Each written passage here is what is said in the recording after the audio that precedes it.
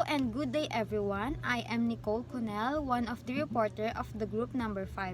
So before we start or before we proceed to our main topic, so let's talk about what we will discuss in this topic. So what we will discuss in this topic, we will discuss the travels of Rizal in different countries.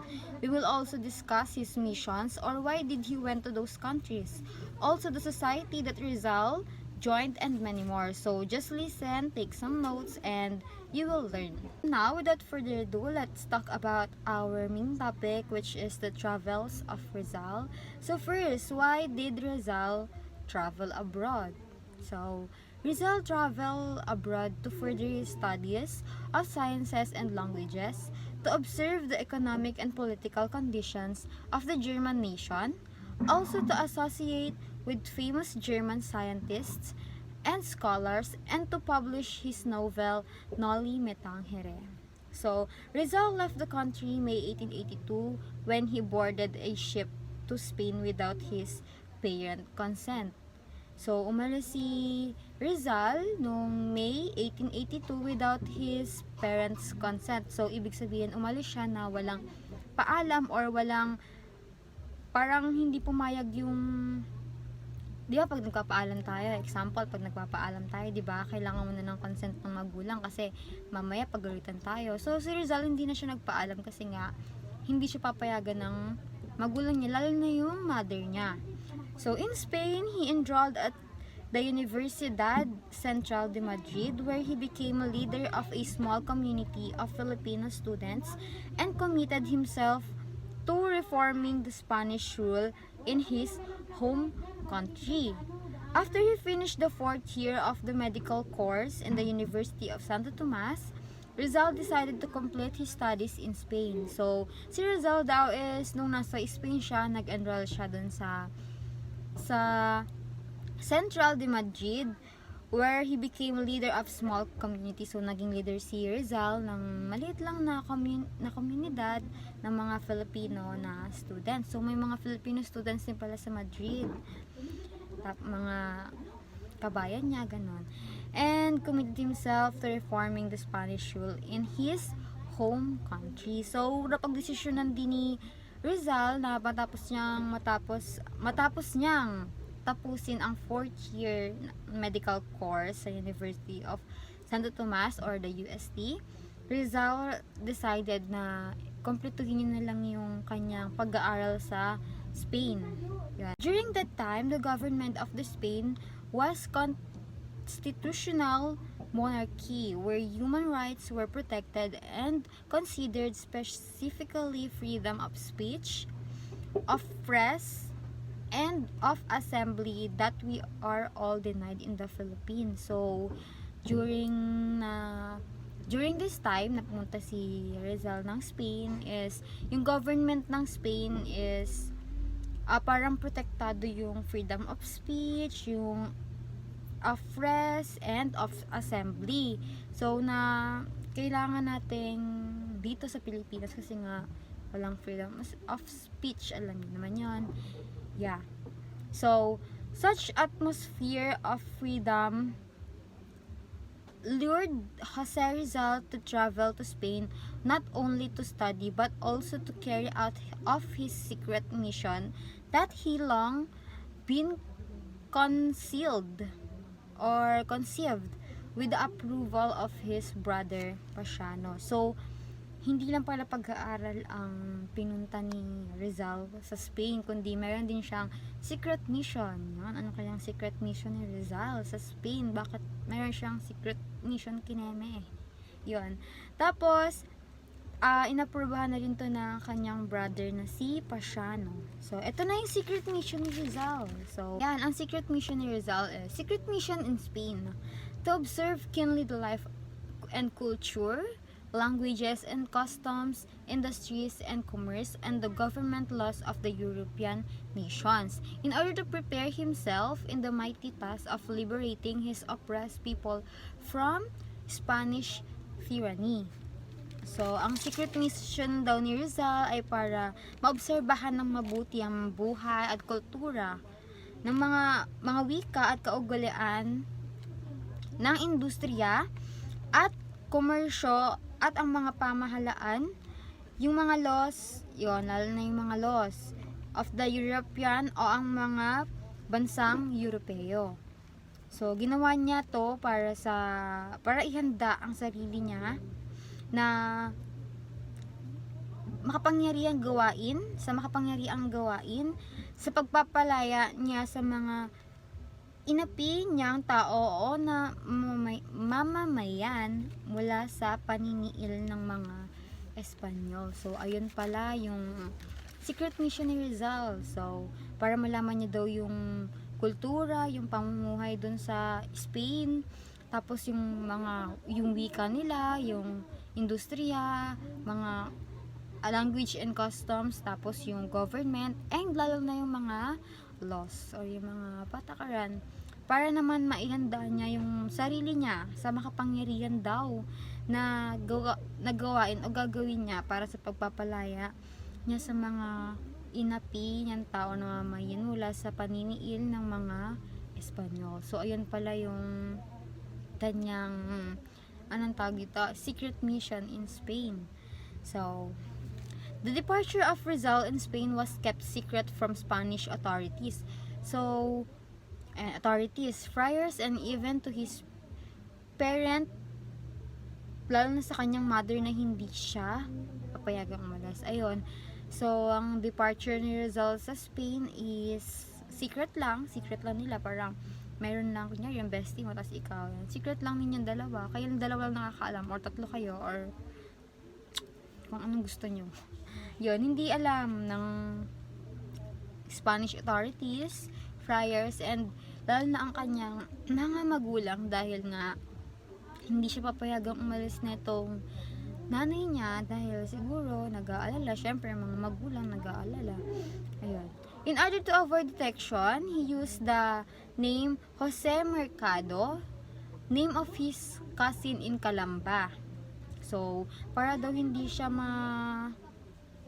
ma-detect or para maiwasan niya yung detection, ganun.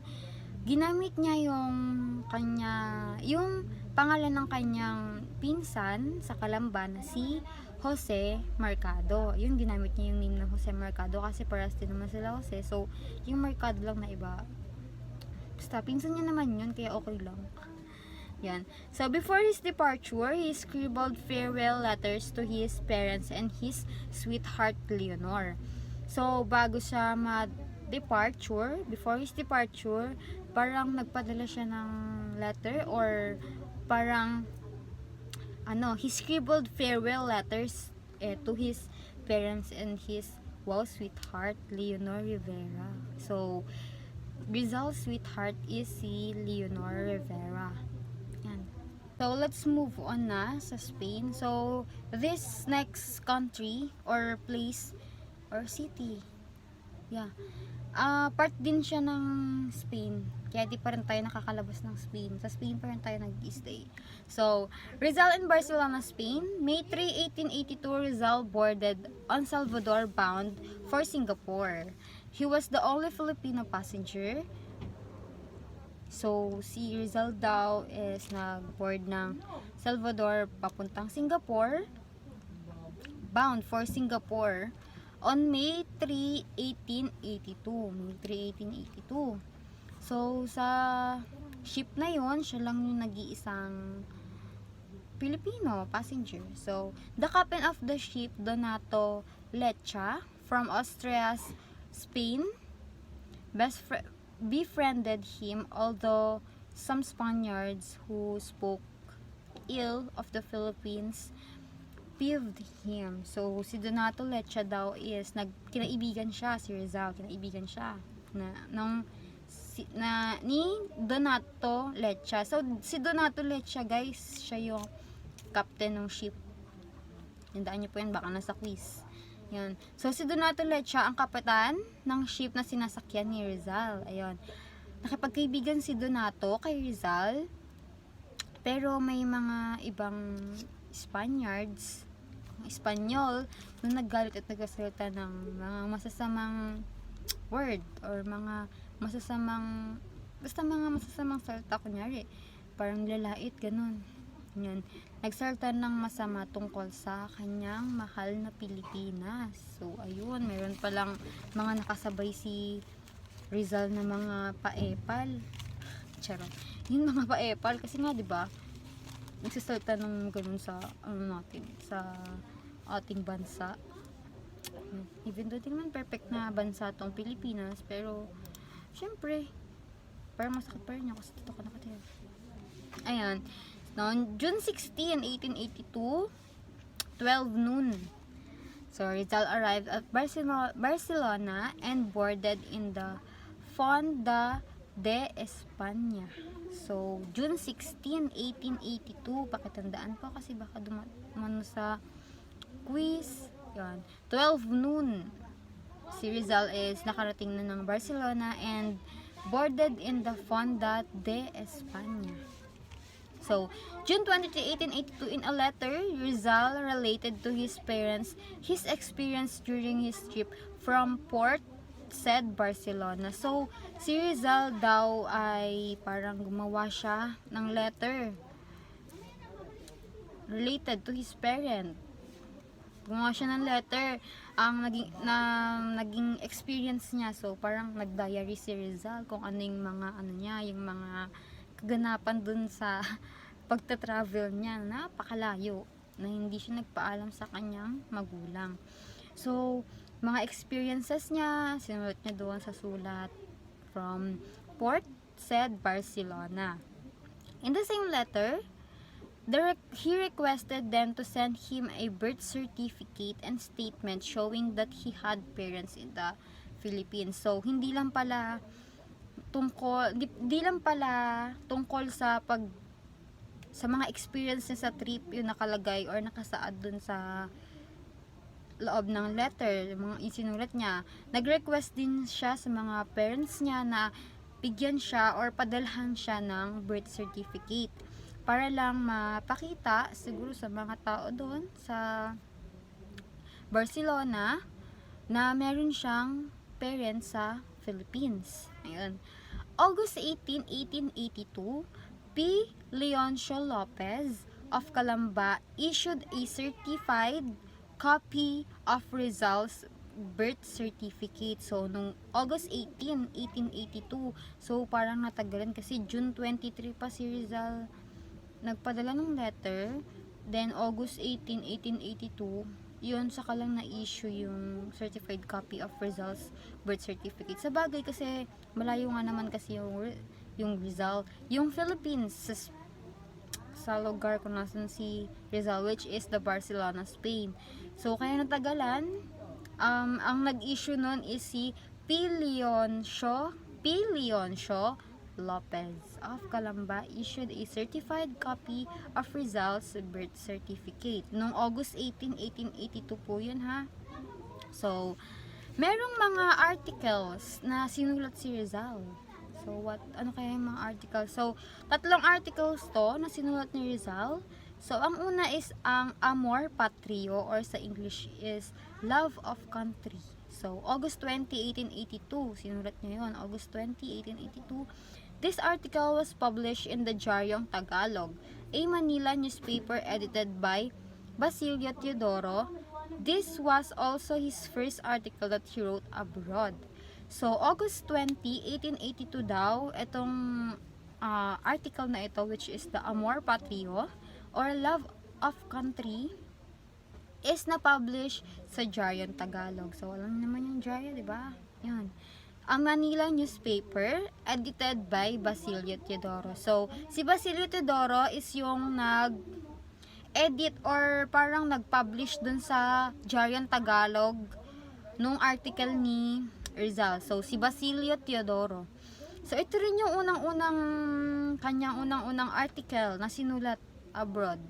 Hindi sa loob ng Pilipinas kasi diba meron ding mga articles sa mga sinusulat kasi maraming mga sinusulat si Rizal eh. So, ito yung unang article na sinulat niya abroad. So, yun. Ang next is ang Los Viajes. So, ito yung second article naman na ginawa ni Rizal or sinulat niya nung sa abroad siya. And the third one is the Revista de Madrid or sa English is Review of Madrid. So, ayun. Ayun yung tatlong sinulat ni Rizal na articles. So, ang una is ang Amor Patrio, Love of Our Country, or Love of Country. Next one is the Los Viajes, or the Travels. In English, Travels. Number 3, the last one is the Revista de Madrid, or the Review of Madrid, or Review of Madrid. Okay na yun. So, ayun, dako naman po tayo sa next na pinuntahan ni Rizal. Napakagala ni Rizal, napakadami niyang pinuntahan. Ayun, Rizal in Madrid, 1882. November 3, 1882, Rizal enrolled in Universidad Central de Madrid in 2 courses. So, 2 course ang kinuha ni Rizal nung nag-enroll siya sa Universidad Central de Madrid noong November 3, 1882. Ang unang course na kinuha ni Rizal ay ang Medicine. Pangalawa ay ang Philosophy and Letters. So, ayun, pakatandaan na lang po yun ha. Yung 2 course na kinuha ni Rizal sa Universidad Central de Madrid noong November 3, 1882. Ang una ay ang Medicine, pangalawa ay ang Philosophy and Letters. So, pasensya na kayo kung maingay yung background kasi may nagkasalita doon sa baba. Ayun, may nag-uusap. So, ayun. Back to the topic. So, Rizal also studied in painting and sculpture in the Academy of Fine Arts and took lessons of French, German, and English. So, grabe, ang talino ni Rizal, no? So, si Rizal din daw ay nag-study. Nag-aral din siya ng mag-painting and sculpture in the Academy of Fine Arts and took lessons ng French, German, and English. Rizal arrived early in August 1890. So, maagang nakarating si Rizal. So, he is seeking legal justice for his family and Calamba, Tenhanta. So, gusto niya ng justice for his family. Bakit kaya gusto niya ng hostisya sa kanyang pamilya? So, ayan. Full of disappointment happened to him and he also failed to give justice to his family. So, di nagtagumpay si Rizal na bigyan ng hostisya yung pamilya niya. So, yun. Insecurity, justice for his family in Calamba, called on the minister of colonies, which is si Seno Fabi. Yun. Ang minister na tinawagan ni Rizal is si Seno Fabi. Yan. But his pleas were not heard. So, ayun, yung pagmamakaawa ni Rizal is hindi pinakinggan or hindi umubra kay Minister Seno Fabi. So, ang spelling po ng Fabi niya is F-A-B-I-E. Ayun. So, as he continued to fight for justice, continued news of an ejectment order reached his ears from his brother-in-law Silvestre and from his sister Saturnina. He had heard of the deportation of Pasiano, Antonio Lopez, Silvestre, Chong, and Dandoy to Mindoro. They were shipped on September 6, 1890. Kaya nabalitaan niya rin ang deportation nila Pasiano, Antonio Lopez, Silvestre, Chong, and Dandoy sa Mindoro. So, na-ship sila noong September 6, 1890. So, parang parcel lang ng Shopee. Siniship out. Yun, siniship yun. Na balitaan niya na deportation sa Mindoro. So, Círculo Hispano or Círculo Hispano Filipino or Hispano-Philippine Circle. So, ayun yung society na sinalihan ni Rizal. Ayan. Society where Rizal joined. So, this is Society of Spaniard and Filipino. So, ayun yung ang Círculo Hispano-Filipino or Hispano-Philippine Circle ay society, isang society ng parang samahan. Ayun, samahan nga ng Filipino at ng Espanyol. So, si Rizal is meron siyang tula na poem na ni-write niya o sinulat niya sa parang pang-response niya sa mga mga nagre-request na gustong sumali dun sa kanilang samahan. Yun yung ang poem na ito ay sinulat ni Rizal para sa mga nagre-request na sumama sa or sumali sa society nila. Nabubulol na ako, pasensya na po.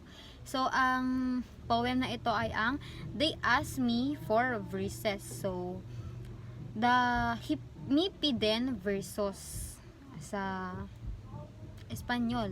Mipiden versos, or sa English ay They Ask Me for Verses. Ayun yung sinulat ni Rizal. So, this poem is a sad poem na sinulat ni Rizal. Na sinusulat niya ay parang kumikirat ang kanyang puso, no? Ano kaya ang mensahe nung tula at bakit nakakaiyak? Ayan. So, March 1883, he joined the Masonic Lodge Acacia in Madrid under his Masonic name, Di Masalang. So, noong March 1883, meron na namang sinalihan si Rizal na Masonic Lodge. Lodge or Lodge. Acacia. Sa Madrid pa rin to, ha. Under his name. Ang Masonic name niya ay Di Masalang.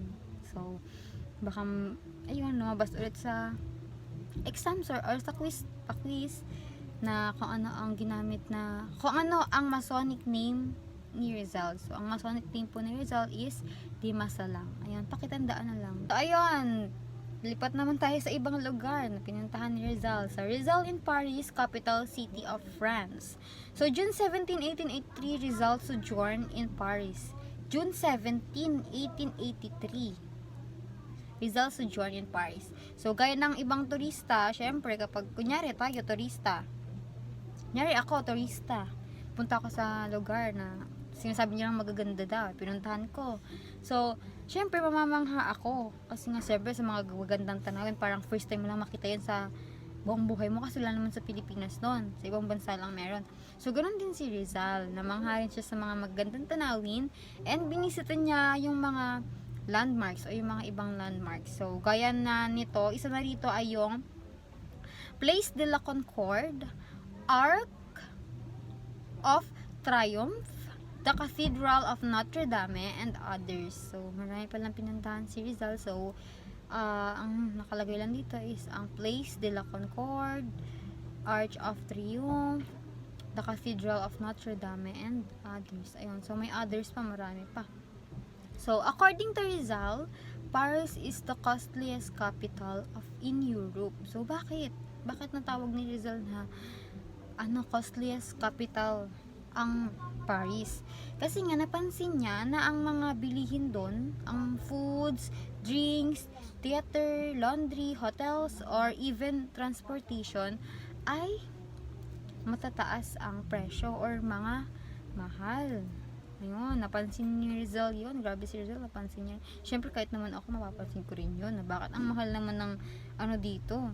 So, sa kasi ni Rizal, parang sa kanyang panahon, back then, sa panahon ni Rizal, ang mga bilihin is sobrang mga mura pa sa Pilipinas. So, ngayon kasi, costliest na rin ang Philippines. Kagaya ng Paris. Siguro mas malala pa sa Paris, siguro.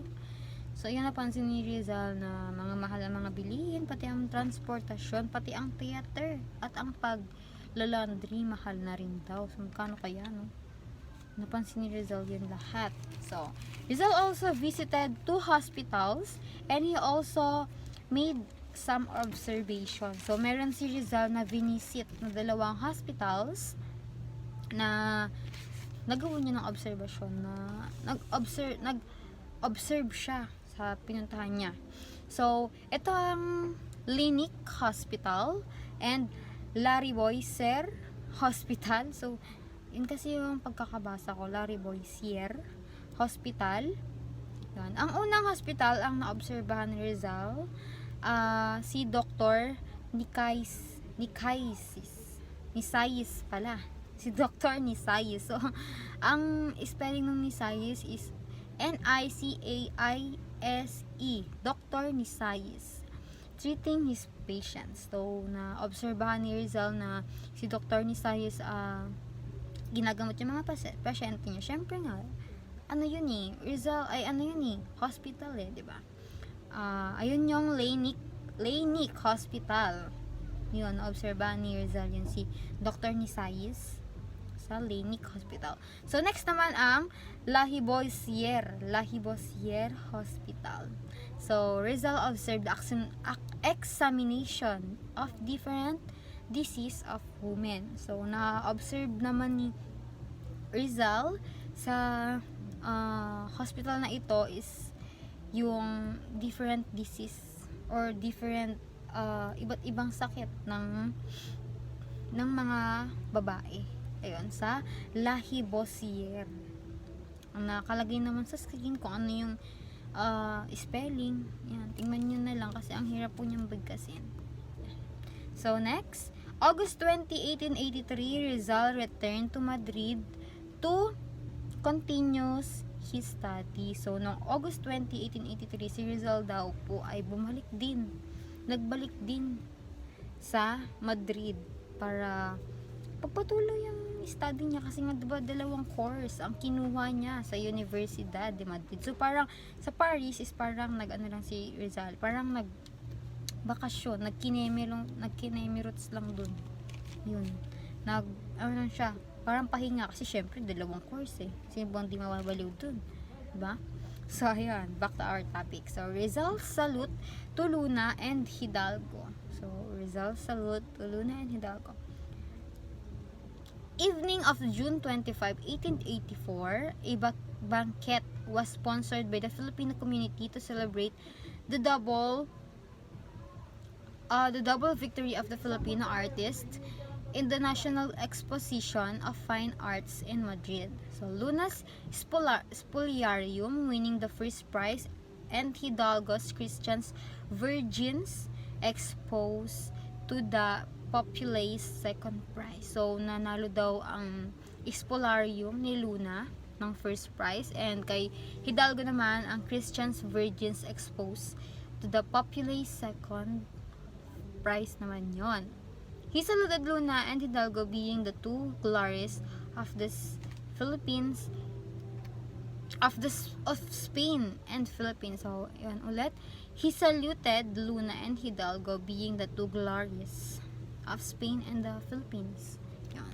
Nagsalute siya kay Luna and Hidalgo kasi sila yung glories ng Spain and the Philippines. So, si Rizal din po ay isang guest speaker sa event na yun na pinuntahan niya. So, next, studies completed in Spain, June 21, 1884. So, conferred the degree of licentiate in medicine. He was not awarded his doctor's diploma. So, bakit? Hindi nabigay daw kay Rizal ang kanyang doctor's diploma. Hindi siya na-awardan ng doctor diploma. So, noong June 21, 1884 daw, conferred the degree of licentiate in medicine. Yan, licentiate in medicine, June 21, 1884. So, pero sa kasamaang palad, he was not awarded in doctor's diploma dahil hindi niya naipasa or na-present yung thesis na required para sa graduation nila and hindi niya rin nabayaran yung parang mga corresponding fees niya sa school. Kaya hindi siya na-awarded ng doctor's diploma dahil doon sa requirements ng graduation na hindi niya naipasa at hindi niya nabayaran ang corresponding fees. So, sayang naman, hindi na ni Rizal yun. Diba? Sobrang sayang. Ayan, next, continued stay in Europe, 1885 to 1887. So, nagstay pala si Rizal na doon sa Europe. Yun. Rizal went to Paris and Germany in order to specialize in ophthalmology. Pumunta siya doon sa Paris and Germany para ma-specialize niya yung ophthalmology. So, next country is ang Paris, 1885 to 1886. Went to Paris to obtain knowledge. Pumunta siya ng Paris para mapalawak yung knowledge niya.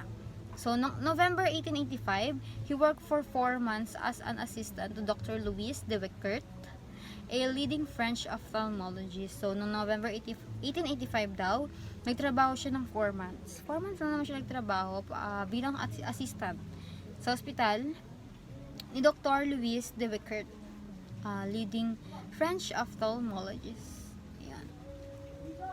As the studio of Juan Luna, he improved his painting technique. So, dun sa studio ni Juan Luna, parang na-improve niya or parang napalawak niya pa yung kaalaman niya sa pag-painting or sa painting technique.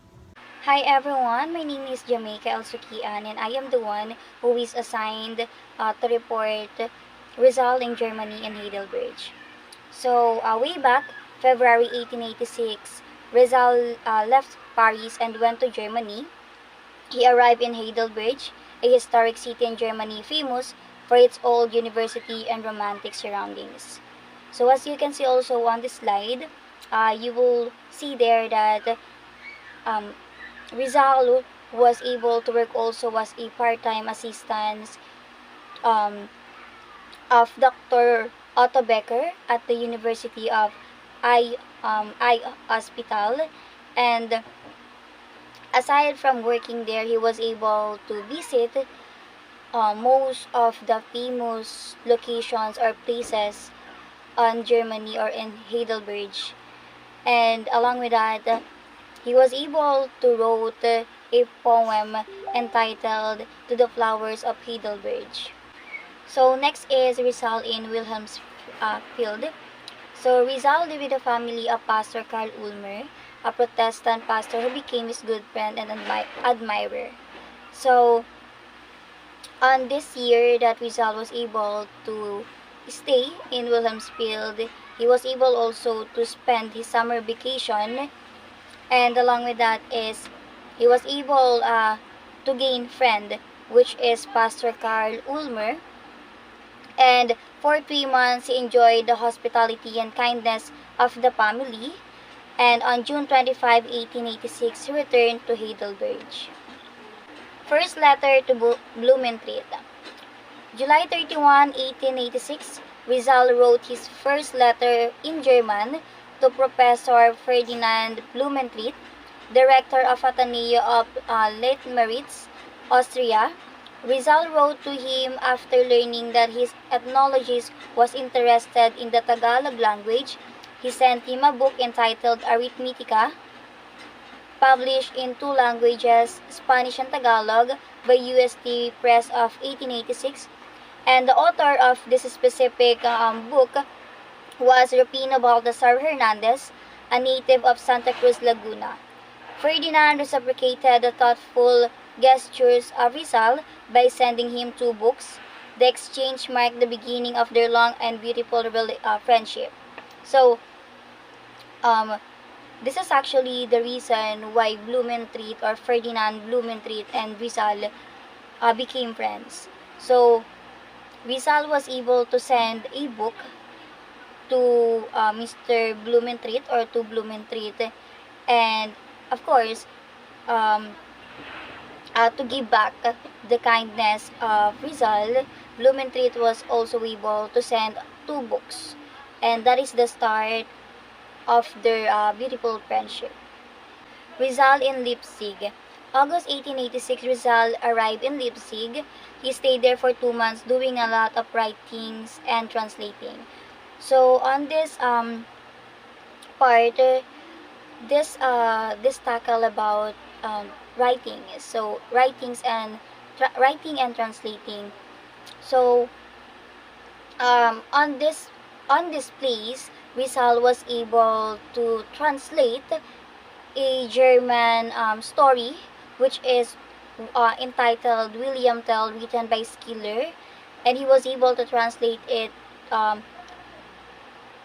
from German to Tagalog for us Filipino to to understand what is the story all about, and that is all about the champion of Swiss independence. And aside from that, aside from doing or translating that specific story, he was able also to translate some of Hans Andersen's fairy tales, but not only for the Filipino, but also on the goal that he wanted it to be translated for his niece and nephews. So for the next slide, it's gonna be Rizal in Berlin. November 1886, Rizal arrived in Berlin. So on this place, he was able to meet also the three doctors, which is Dr. Fyodor Hagor, Dr. Rudolf Virchow, and Dr. Ernest Wieger.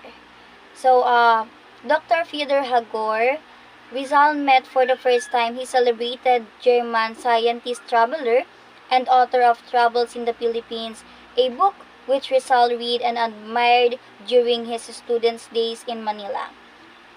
And next is Dr. Rudolf Virchow, a famous German anthropologist, wherein ang nagpakilala kay Dr. Virchow kay Rizal is si Dr. Hagor.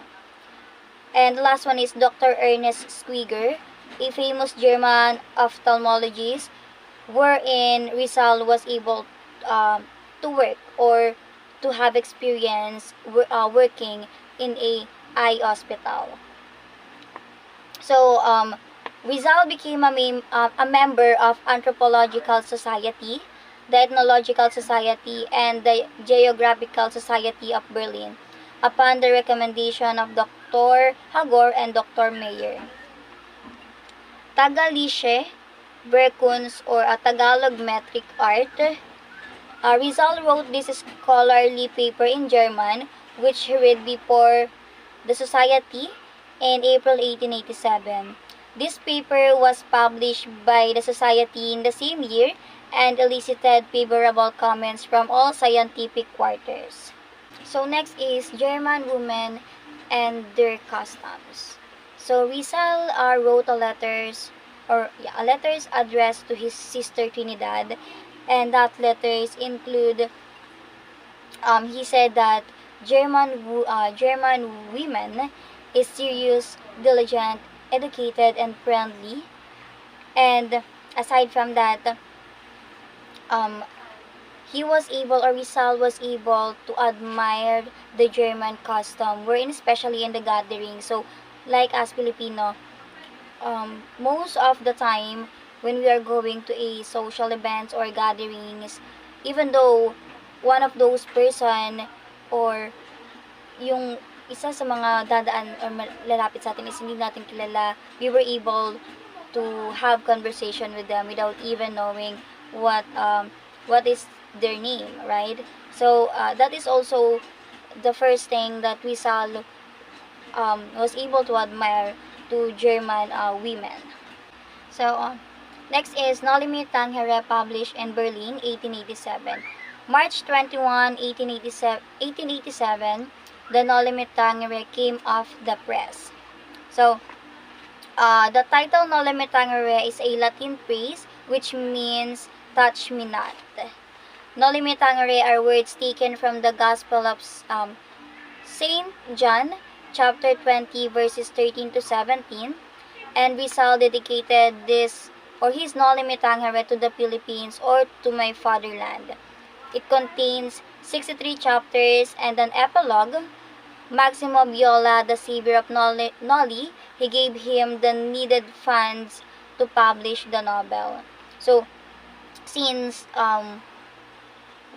si Rizal, or the reason also why Rizal was able to publish the book No Limit Tangere is because of the help of Mr. Maximo Viola.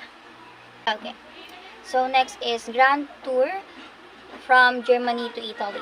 So May 11, 1887, Rizal and Viola left Berlin by train going to Dresden, one of the best cities in Germany.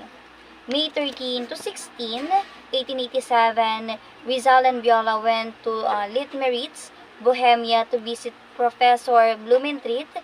And Professor Blumentritt is the one, or he is an old Austrian professor who became a good friend of Dr. Jose Rizal. So, together with Mr. Blumentritt, Mr. Viola, and Rizal, they visited the churches, the residence of the bishop, and other important buildings of the city. And From May 20 to 30, 1887, they visited other cities in Europe like Prague, Viennate, Queen of Danube, Linz, Rainfall, Munich, and Nuremberg. And on June 2 to 3, 1887, they stayed at Schaffhausen, Switzerland. And on June 19, with the same year, Rizal treated Viola to a blowout.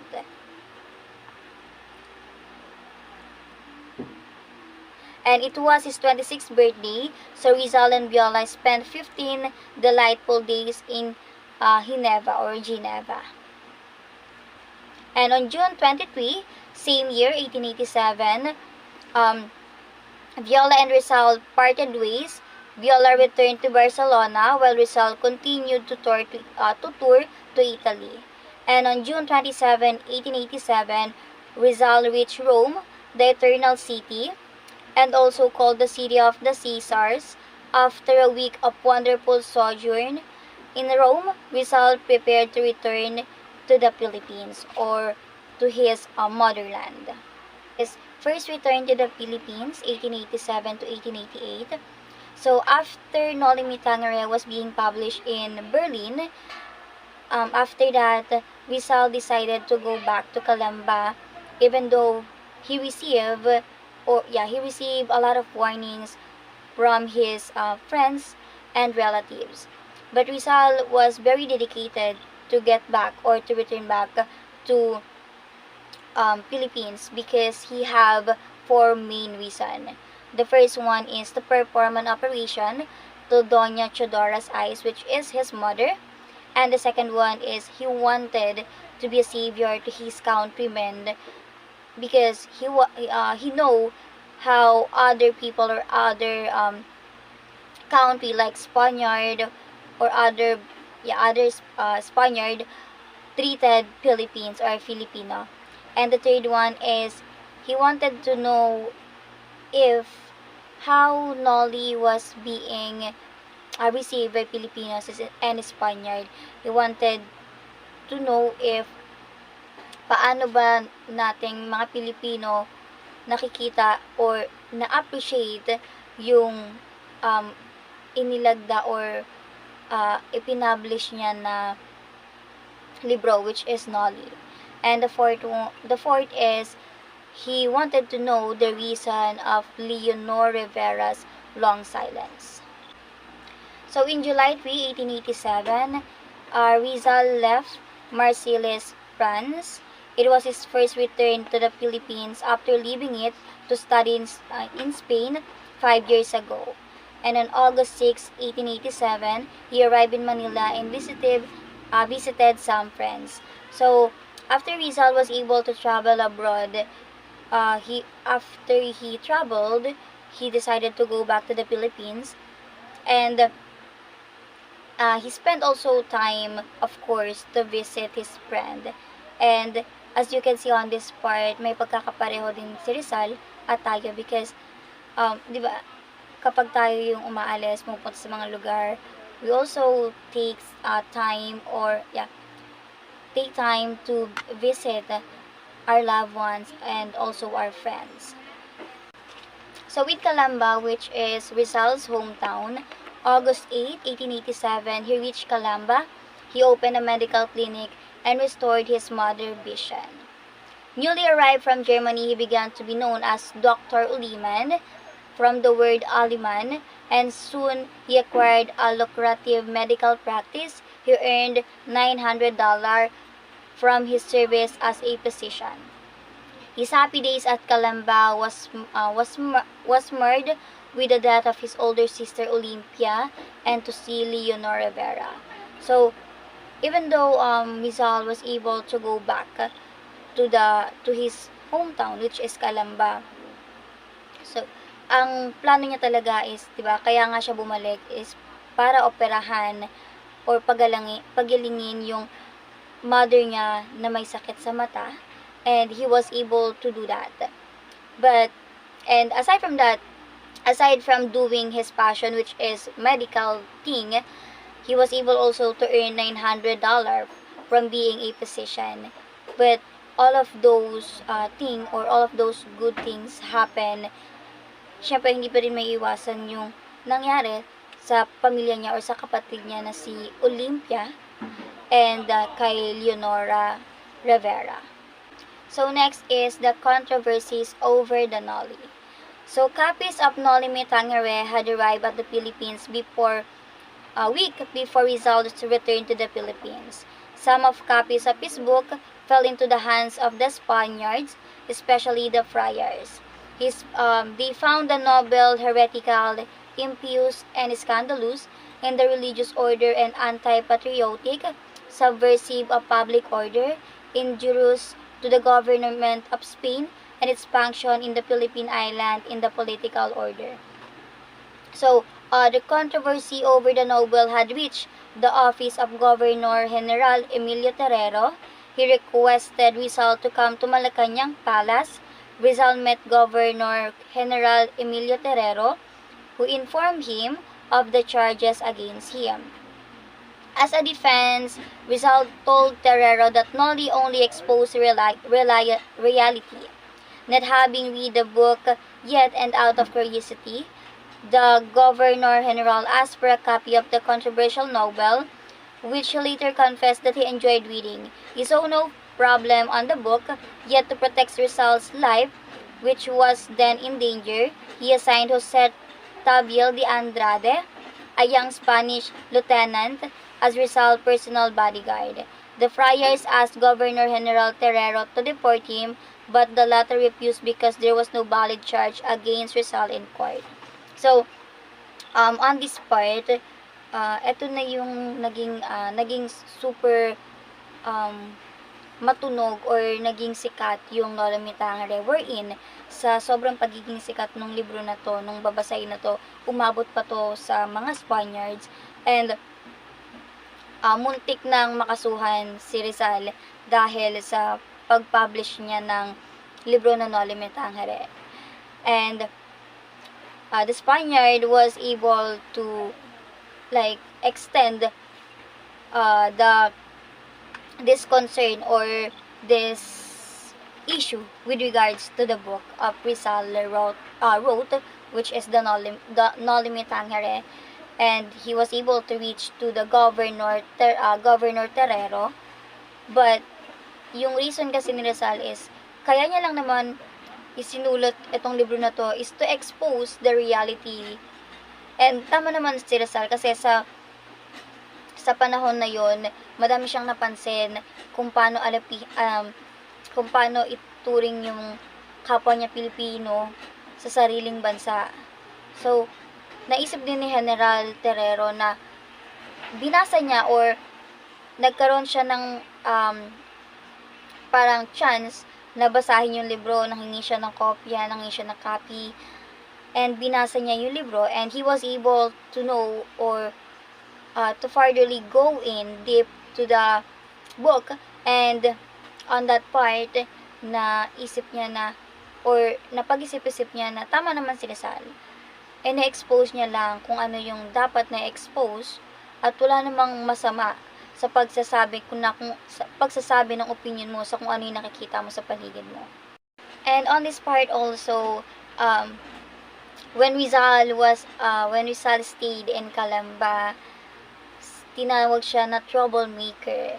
Sinasabi na isa siyang German spy, sinasabi na isa siyang agent of Bismarck, a Protestant, a Mason, a witch, and a soul beyond salvation, at marami pang iba. So, since dumating si Rizal sa Calamba, ang daming nangyari, ang daming mga haka-haka na since hindi siya, ang tagal niyang namalagi sa ibang bansa. So, may idea yung mga taga-Spaniard or yung may idea yung mga Spaniard na isa siyang spy na nangangalap lang ng mga information. Tapos yun, parang realizing that his family and friends' safety were risked and that his fight against the Spaniards have a better chance of winning if they'd stay abroad, Rizal, 6 months later, ay finally decided na bumalik na siya sa Europe. At ang plano niya naman para dumating sa Europe, His plan was to return to Europe via Hong Kong, Macau, Japan, and the United States. Kaya dito sa mga countries na ito, dito siya nag-travel para makabalik ng Europe. Noong February 3, 1888 naman ay umalis si Rizal ng Manila para sa Hong Kong. He left with a heavy heart. And his powerful enemies refused to give him peace and quiet. Anonymous letters with threats on his life were sent to his parents' house in Calamba. Tapos noong February 8, 1888 naman ay siya ay nakadating sa Hong Kong at siya ay na-welcome ng mga Filipino residents na nakatira doon. Yan, si Jose Sainz de Varanda, Terero's former secretary, followed Rizal in the said British colony and was believed to be commissioned by the Spanish authorities to spy on the hero.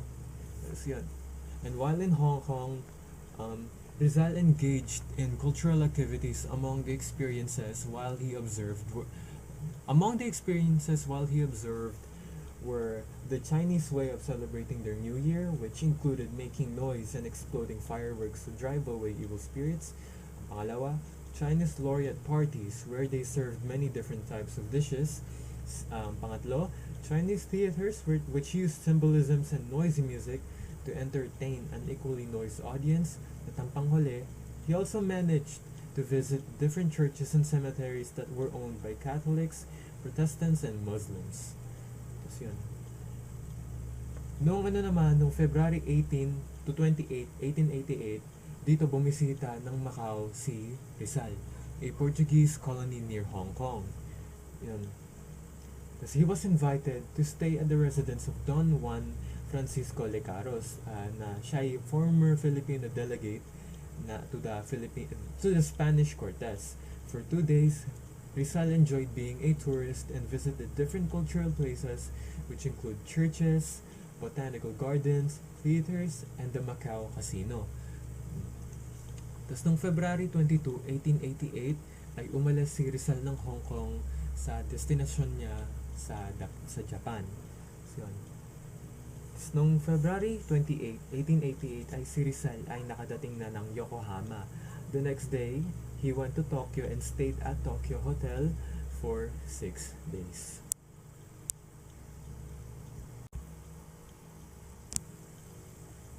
So Rizal, being an intelligent man, realized that the Spanish diplomatic authorities were instructed from Manila to keep track of Rizal's activities. And since it was economical naman na magstay siya sa legation and he believed na wala siyang may tatago, he just accepted it. Rizal just accepted na dun siya muna tumira. At yun. Rizal was impressed by the scenic Japan and had keenly observed the life, customs, and yung kultura ng mga Japanese na people.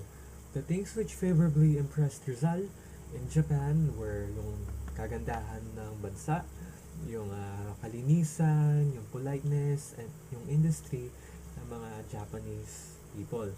The picturesque dress and simple charm of the Japanese women, yun nakasama yun.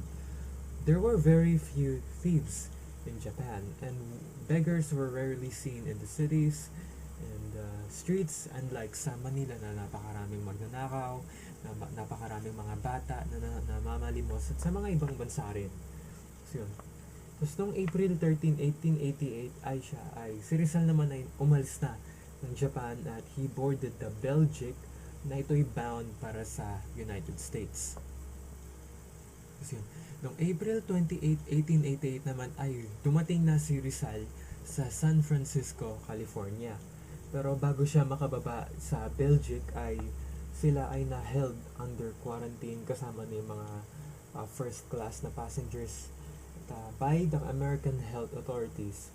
Ang rason dito ay nagkaroon daw ng cholera epidemic sa Far East kung saan galing yung Belgic. Pero after 7 days naman ay na-release na si Rizal at yung mga kasama niya sa Belgic. Na-release sila from quarantine at they were allowed to land na sa San Francisco.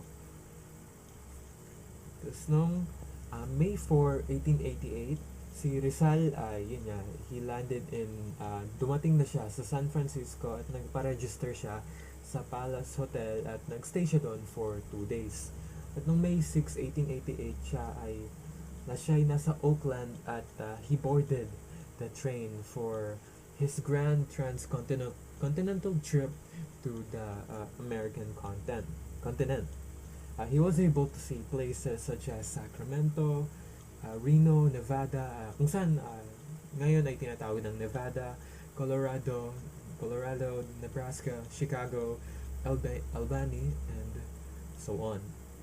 Kasi noong May 30 naman ay siya ay nakarating na ng New York at siya ay nagstay dito sa city na to for 3 days. At dito rin ay he visited the scenic and historical places ng New York. And as while Rizal was staying in America, he had impressions of the country, and he had good and bad impressions of the country. The first good impression that he had on the United States is that the material progress of the country has shown in the great cities and huge farms. Ito ay flourishing industries and busy factories. At ang pangalawa ay the drive and energy of the American people. Ang pangatlo yung natural beauty ng bansa ng Amerika. At ang pangapat ay ang high standard for living. At ang panghuli naman ang mga opportunities for better life offered para sa mga poor immigrants, yung mga poor na gustong pumunta ng US.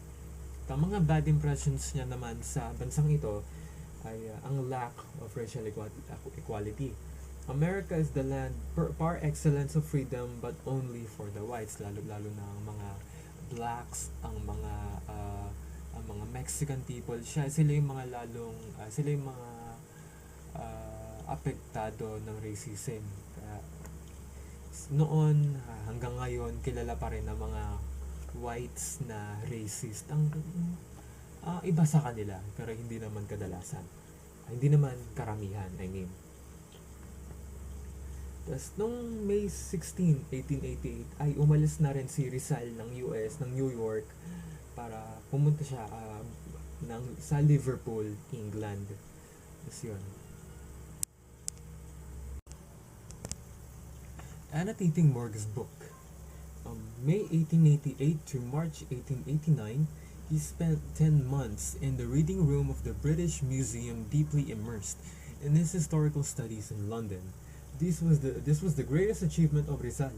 Sa London, the annotating of Morgan's book, Successos de las Islas Filipinas, which means sa English na historical events of the Philippine Islands, which was published in Mexico 1609.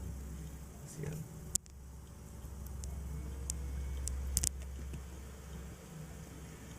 Rizal and the La Solidaridad. December 31, 1888, inauguration of Asociación La Solidaridad, Solidaridad Association, a patriotic society. They crusade for the reforms in the Philippine government. By anonymous vote of all members, Rizal was chosen honorary president. This was a recognition of his leadership among all Filipino patriots in Europe. Noong February 15, 1889, si Graciano Lopez Haena founded the patriotic newspaper called La Solidaridad in Barcelona, a fortnightly periodical which served as the organ of the propaganda movement. Its aims were as follows: to work peacefully for political and social reforms, to portray the deplorable conditions of the Philippines so that Spain may remedy them, and to oppose the evil forces of reaction and medievalism, and to advocate liberal ideas and progress, and lastly, to champion the legitimate aspirations of the Filipino people to life, democracy, and happiness.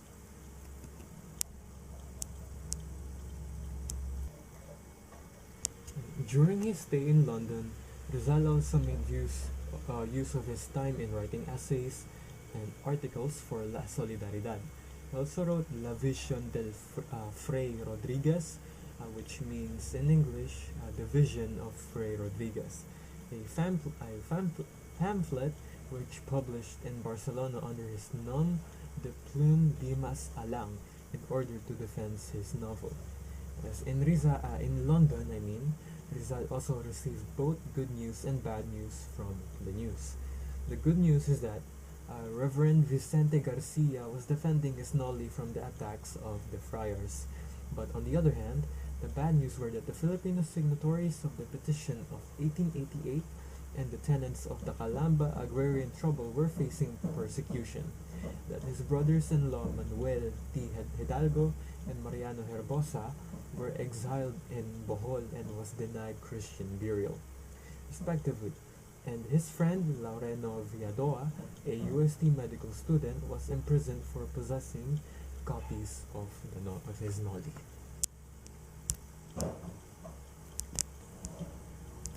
After niya naman sa London ay noong mid-March 1899 ay napag-isipan na ni Rizal na lumipat sa Paris. So, he noticed that Parisian life was different from the life he experienced in London. It was a city bursting with merriment, exciting events, and unending social gatherings. The cost of living was also very high. Ito yung napakamahal daw kaysa naman compared sa mga ibang bansa. And yun. Rizal never lost his focus, although life in Paris was very gay. He continued to spend long hours at the National Library in Paris. There he went on reviewing and rewriting his historical annotations on De Morga's Sucesos de las Islas Filipinas. I'm very sorry. It was published on January 1890. He also wrote a satirical booklet entitled Por Telefono in answer to Father Salvacion Fort, a Spanish friar who hurled attacks on the Noli Me Tangere and caused its banning. But even then, he continued his study on various languages, especially the French language, which he was able to perfect during his 10-month stay at the French capital city. So, he also organized a social club called a Kidlat Club, a social club which brought together young Filipinos residing in Paris.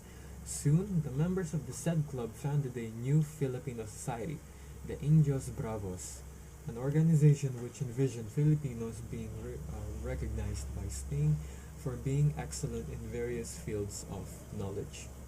So, in between his more serious activities, Rizal also had leisurely activities like socializing with friends and homes. As among those he frequently visited were the homes of the Pardo de Taveras, the Venturas, the Lunas, the Busteds, and others. But although Rizal lived a frugal life, he prepared a sumptuous Christmas dinner for some of his friends. But shortly after New Year, he visited London for the first time before he left for Brussels. So, noong January 28, 1980 ay siya'y umalis na ng Paris para pumunta siya ng Brussels. He left the extravagant and gay social life in Paris and stayed in a boarding house owned by the Jacobi sisters in Brussels. From 1889 to 1890, Rizal continued contributing for La Solidaridad under the pseudonyms Dimas Alang and Laong Laan. Among the 10 articles that he had contributed, below were some of the most famous and important articles. Yung pinakaunang article na yung pinaka-famous is The Philippines Within a Century article written by Rizal, which he expressed his views on the Spanish colonization in the Philippines. The second one is The Indolence of the Filipinos. It is an able defense of the alleged indolence of the Filipinos. And the third one is the Sobre la Nueva Ortografía de la Lengua Tagala, which means in English the new orthography of the Tagalog language. In this article, he laid down the rules of the new Tagalog orthography. So yun. From Calamba, Rizal received letters telling that the agrarian trouble in the province was getting worse, and as such he decided to go home.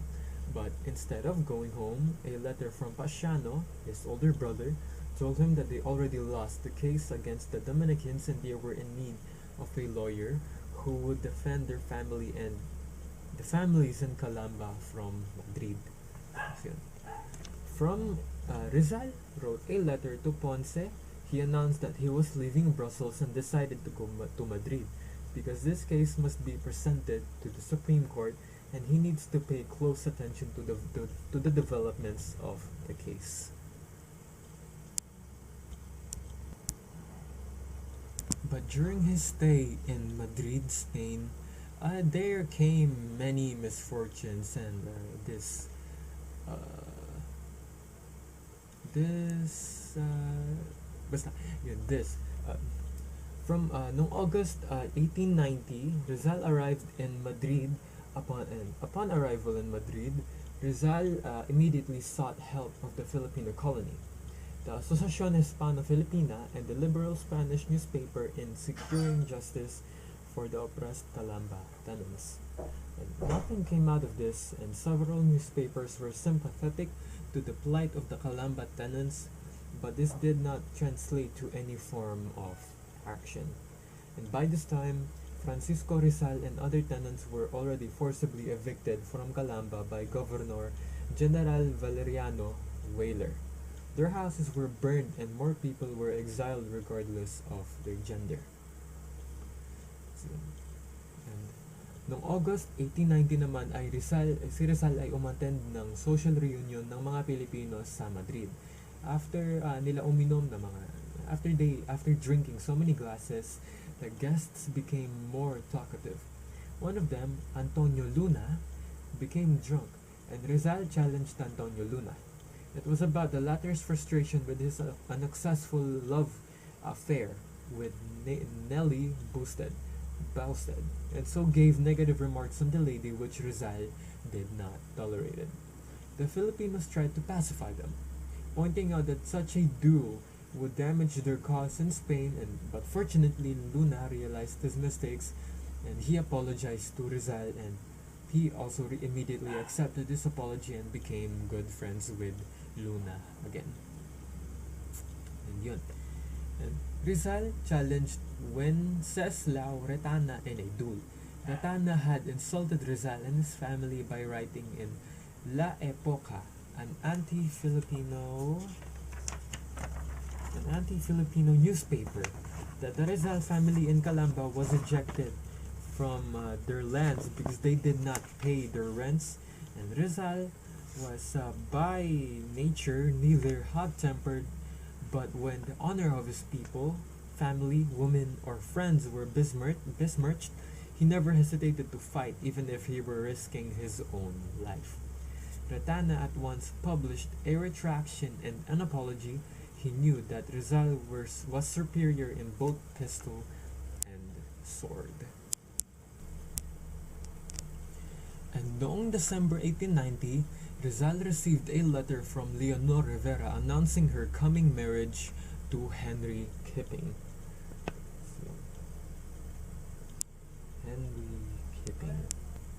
And Henry Kipping, an Englishman, the choice of her mother, this was a big blow for him and his heart broke. Another marked event in Madrid was the Marcelo H. del Pilar Jose Rizal rivalry for leadership in the Asociación Hispano-Filipino. I am very sorry.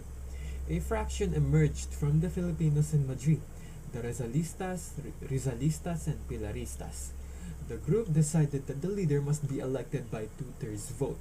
Rizal won the election and he was offered the appointment, but he did not want to see the Filipinos in Madrid divided, so he thought it best to leave the city. Rizal took a vacation in the resort city of Biarritz on the fabulous French Riviera. He was a guest of the rich Boosted family at its winter residence, Villa Eliada. The 1 month vacation in the city worked wonders for Rizal. This is where he was able to finish his second novel, El Filibusterismo. On March 30, 1891, Rizal bade farewell to the hospitable and friendly Boosteds and proceeded to Paris by train. He stayed at the home of his friend Valentin Ventura.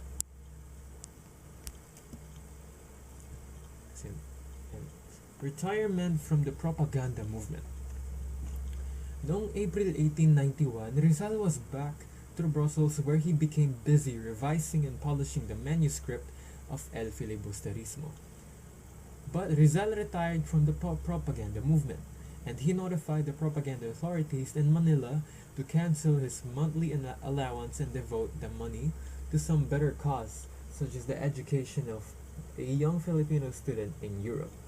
He desired to publish his second novel, El Filibusterismo, to practice his medical profession and later when he became financially independent. He expected to make a more vigorous campaign for his country's redemption. Simultaneously with his retirement from the propaganda movement, Rizal ceased writing articles for La Solidaridad. Many of his friends in Spain urged him to continue writing because his articles always attracted considerable attention in European countries. Marcelo H. Del Pilar himself realized the need for Rizal's collaboration in both the propaganda movement and in the La Solidaridad newspaper because the enthusiasm for the reform crusade was declining. He wrote to Rizal begging for forgiveness for any resentment and requesting him to resume writing for the La Solidaridad. Rizal then replied to Del Pilar's letter denying any resentment and explaining why he stopped writing. And below the reasons why Rizal stopped writing for La Solidaridad is because number one, Rizal needed to work on his book. And second is he wanted other Filipinos to work also. And third, Rizal considered it very important to the party that there be unity in the work. And the last one, Marcelo H. Del Pilar is already at the top and Rizal also have his own ideas. It is better to leave Del Pilar alone to direct the policy. The printing of the El Filibusterismo. Noong July 5, 1891 ay umalis si Rizal ng Brussels para pumunta siya ng Ghent, a famous university city in Belgium. Because and the reason for this is because the cost of printing in Ghent was the cheapest. Was cheapest compared sa Brussels and yun. F. Mayer van Loo, a F. Mayer van Loo Press, a printing shop that gave Rizal the lowest quotation for the publication of his novel. But no August 6, 1891, yung printing ng libro niya had to be suspended because Rizal could no longer give the necessary funds to the printer. But Valentin Ventura, the savior of the Philly, sent him the necessary funds when he learned of Rizal's predicament. Tapos noong September 18, 1891, El Filibusterismo came off the press. Rizal gratefully donated the original manuscript and an autographed printed copy to Valentin Ventura. Yun. But after the El Filibusterismo was published, noong October 18, 1891, umalis si Rizal ng Europe. He aborted the SS Melbourne, which sailed to Hong Kong where he lived for 7 months. And his reasons for venturing to Hong Kong is to leave his rivalry with Del Pilar. Second is to facilitate a propaganda movement in Hong Kong. And the third is to be proximate to his family in the Philippines. On November 20, 1891, Rizal arrived in Hong Kong and was cordially welcomed by the Filipino residents in the city, particularly his friend Jose Maria Basa.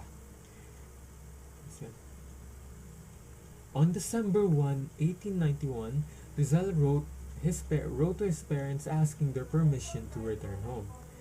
Rizal had a continued correspondence with his family in Calamba and had been aware of the unsettled agrarian problem. On the same date, his brother-in-law, Manuel P. Hidalgo, sent him a letter relating to the sad news of the deportation of 25 persons from Calamba, including Father Neneng, Sisa, Lucia, Pasiano, and the rest of us. And yun. But a family reunion in Hong Kong. And the Christmas of 1891 in Hong Kong was one of the happiest Yuletide celebrations in Rizal's life. He had a happy family reunion. While in Hong Kong, Rizal practiced his medical career with the help of his friend Dr. Lorenzo P. Marquez. They built a large clientele and opened a medical clinic where he was recognized as an excellent eye surgeon. He was equally supported and aided both morally and financially by his family and friends with his chosen career. Another marked event during Rizal's stay sa Hong Kong ay ang plano niya para lumipat sa landless Filipino, to move the landless Filipino, yung mga pamilya and his friends, to Borneo and transform the said wilderness into a new Calamba through the so-called Borneo Colonization Project. Tapos noong April 1802 naman ay binisita niya ang Borneo and he negotiated with the British authorities who are willing to provide 100,000 acres of land for the Filipinos. Many Filipino patriots found this project amusing, thus promoted the said project. But however, there were a number who objected it, one of which was Rizal's brother-in-law, Hidalgo. Twice did Rizal wrote a letter addressed to Governor General Eulogio Despujol informing his Borneo colonization project, with whom he received no response.